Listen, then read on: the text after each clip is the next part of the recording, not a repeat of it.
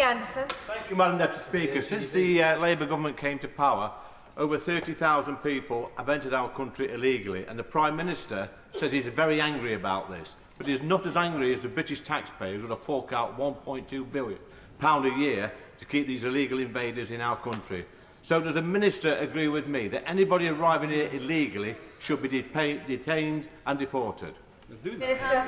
Madam Deputy Speaker, we have a duty to ensure that those arriving on our shores, if they claim asylum, are properly processed. The party opposite prevented itself from doing that by becoming obsessed about the Rwanda scheme and left us with a huge backlog. We will speed up immigration processing so that we can deal with those people, protect those who have a right to be here, and send back those who have failed. And I hope that the honourable gentleman will welcome the steep increase in returns and removals that I've just announced. Deputy Speaker, does my honourable friend agree with me that if we're going to fundamentally deal with these illegal gangs facilitating these crossings, that it's not gimmicks like Rwanda, but it's actually international cooperation that's going to fundamentally deal with it? And isn't that why we should welcome this summit that's taking place today, where people are coming together to cooperate to tackle these gangs? Minister. My honourable friend is exactly right. These criminals are cross-national, very sophisticated, operate cross borders, and in order to respond properly we have to be the same. That is what today's summit is helping us to coordinate. Cameron Thomas. Madam Deputy Speaker, question 15, please. Minister.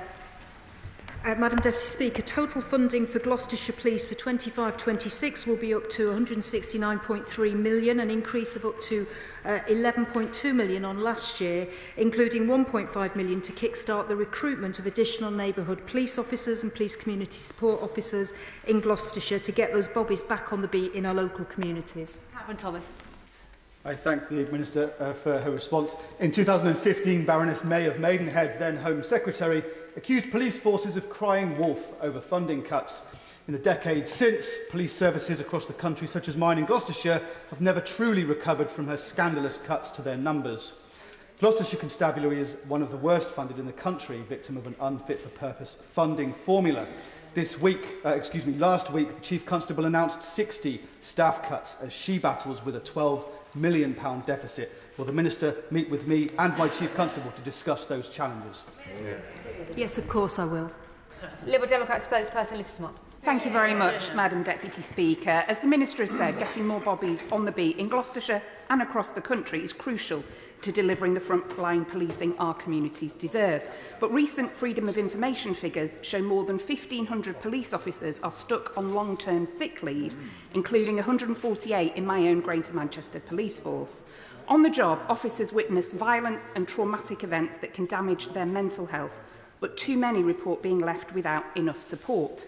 What plans does the Minister have to ensure that mental health support is good enough within the police, as it's one of the ways to get officers fit for a return to work more quickly and be part of restoring proper community policing our communities deserve?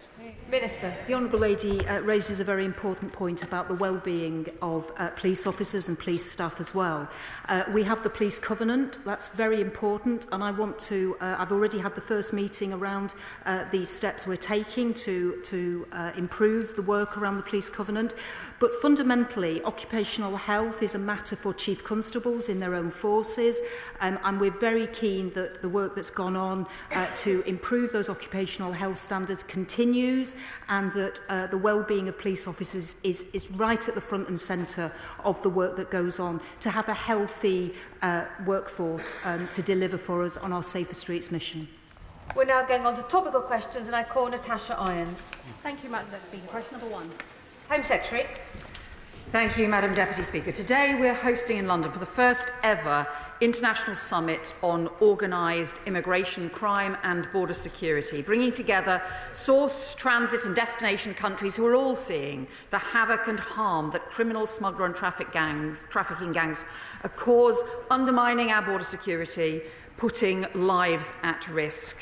As part of this, the UK is also strengthening the law against illegal working in the gig economy, so employer checks will have to be done alongside increasing illegal working raids and returns.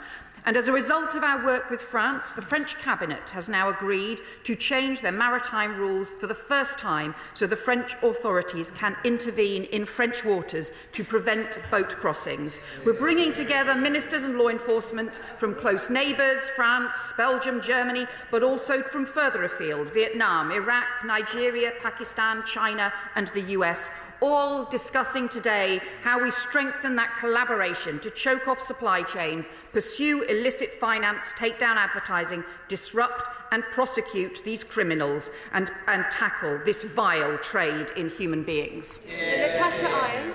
Thank you, Madam Deputy Speaker. My constituent contacted me about the difficulty he's facing whilst trying to get what he's entitled to via the Windrush compensation scheme. With victims of the Windrush scandal not entitled to legal aid, a high proportion are assessed as eligible for compensation but can't meet the high level of necessary evidence to prove that they're entitled to it. So will the Minister look again at what legal support can be provided to the victims of this scandal so that we can finally get the justice that they deserve? Home Secretary. My honourable friend is right to raise the issues around the Windrush generation who were so badly let down and treated by the Home Office over many years. We have increased the support for claimants of the compensation scheme, support and advocacy, and my honourable friend, the Minister for Migration and Citizenship, would be happy to discuss it with her. Shadow Home Secretary Chris Phil. Thank you, Madam Deputy Speaker. Has the Home Secretary seen the police's anti-racism commitment published last week? In it, it says the police do not have to treat everyone the same, regardless of race. And it calls for arrest rates to be artificially engineered to be the same across racial groups. Will the Home Secretary agree with me that this two-tier approach to policing is totally unacceptable? Home Secretary. The police operate without fear and favour, and they respond to the crimes that they face across the country and to the perpetrators of those crimes, whomsoever they should be and wheresoever they are. That is the right approach for policing to take, whether they're dealing with the most serious violence that we have prioritised or the neighbourhood crimes in communities, as he will know from the approach that we are taking to the Sentencing Council and the importance there of us bringing forward rapid emergency legislation. We are very clear that there can be no preferential treatment for anyone in the criminal justice system. It's really important that those principles of free and of fair treatment for all are always maintained. Chris Phil. Well, I completely agree with the Home Secretary that people should stand equally before the law and everybody should be treated exactly the same, regardless of their race or their identity. I agree with the Home Secretary about all of that. But unfortunately, the anti-racism commitment published last week doesn't say that. In fact, it says the opposite of that. It expressly says, I've got it here, it expressly says, and I quote, "It does not mean treating everyone the same or being colour blind." Now, given the Home Secretary and I agree that the law should be blind as to race, that everyone should be treated the same, will she join with me in putting down an amendment to the Crime and Policing Bill to remove these provisions in the anti-racism commitment, to override them? Secretary. Well, the police already have to swear an oath, which is around their impartiality, around policing without fear or favour. That is the responsibility on every single police officer right across the country. And he will know that there are dedicated police officers who do exactly that and will continue to do exactly that to ensure that they treat everyone appropriately and they make sure that everyone faces justice before the law. Steve Race. Thank you, Madam Deputy Speaker. Residents in Exeter, and particularly female residents, have raised with me their alarm at Tory-led Devon County Council's decision to dim or completely turn off 80% of Exeter's streetlights during the night, including on streets and paths to railway stations and bus stops. Many shift workers come home late at night or start early in the morning, and having well-lit routes offers them a sense of security. Does the Minister agree with me that Devon County Council should think again and consult with resident and other groups on a way forward that puts safety of residents at the centre of their decision-making? Minister. I thank my honourable friend for raising this, and I think it's absolutely key, particularly for shift workers and residents, that they feel safe walking at night, and good street lighting has to be a key part of that.